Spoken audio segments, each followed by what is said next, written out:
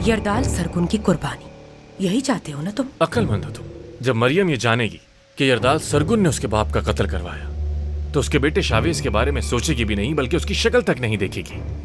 और फिर शावेज सिर्फ तुम्हारा हो जाएगा, सोचो, और तुम सारी जिंदगी उसकी बीवी बनकर रहोगी। अगर मैंने तुम्हारा प्लान उन्हें बता दिया तो? हरगिज नहीं, बल्कि तुम यरदाल सरगुन से बचाओगी अब मुझे। मर्जी तुम्हारी। यरदाल सरगुन मेरा किस्सा ही खत्म कर देगा, लेकिन अगर तुम सोचो, जब शावेज सरगुन को वो पेपर तुम्हारे पास से मिलेगा, मरियम के लिए तो वो एक हीरो बन जाएगा।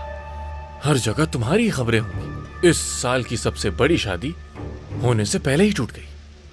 तुम यरदाल अंकल के पास चले जाते, शायद वो तुम्हें समझ लें और बचा लें तुम्हें। मुझे यरदाल साहब कभी नहीं समझते, सिर्फ तुम समझ सकती हो। सोचो जरा, यरदाल साहब जो चाहे कर सकते हैं मेरे साथ, लेकिन मुझे सबसे ज्यादा तकलीफ तब होगी जब वो लड़की जिससे मैं मोहब्बत करता हूं वो किसी और की बाहों में हो। तुम भी समझ सकती हो ये तकलीफ। इतना प्यार करते हो उस लड़की से? यरदाल सरगुन नहीं समझेगा मेरी इन बातों को। मुझे तुम्हारी समझ नहीं आती। इसी लड़की को 8 साल की कैद कराने के लिए तैयार थे तुम यरदाल अंकल के लिए, और अब वो इतनी खास हो गई। किसी ने आज तक मुझसे इतनी मोहब्बत नहीं की कि मेरे लिए अपना सब कुछ कुर्बान कर दे।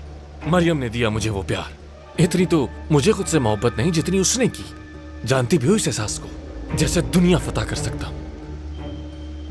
मुझे उसकी इस मोहब्बत से इश्क हो गया है, जैसे वो मुझे देखती है, और मैं ये बर्दाश्त नहीं कर सकता कि जैसे वो मुझे देखती है किसी और को देखे। दुनिया जला दूंगा, और अगर जरूरत पड़ी तो खुद को भी जला दूंगा। मरियम की मोहब्बत की दास्तान मुझे मत सुनाओ।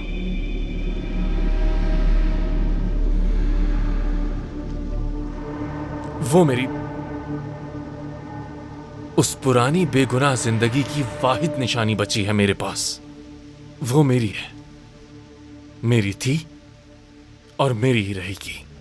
वो सिर्फ मेरी है।